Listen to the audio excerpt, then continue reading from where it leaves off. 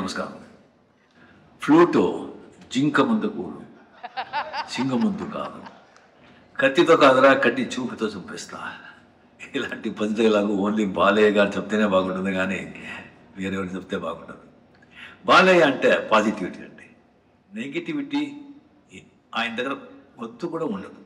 ఆయన ఎక్కడుంటారో అక్కడ ఆ సంతోషం, ఆ నవ్వు, ఆ పాజిటివిటీనే ఉంటుంది. ఆయనకు పోటీ ఆయనే, వేరే ఎవ్వరూ లేరు. బాలయ్య గారి పిక్చర్ బాగా ఆడుతుందంటే ఆయన అభిమానులు మాత్రం కాదు, అందరు ఆర్టిస్ట్ అభిమానులు సంతోషపడతారు. అది ఆయన స్ట్రెంత్.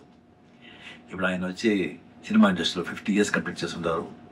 దానికి నా అభినందనలు. ఆయన వచ్చి ఇంకా సినిమా ఇండస్ట్రీలో ఇలాగే యాక్ట్ చేస్తూ పాజిటివిటీ స్ప్రెడ్ చేస్తూ సంతోషంగా ఇంకా 75 years కంప్లీట్ చేయాలని ఆ దేవుడితో ప్రార్థిస్తాను. I love you Balayya. Thank you. Thank you Rajini sir, thank you very much. మరి బాలయ్య బాబు గారు అంటే కేవలం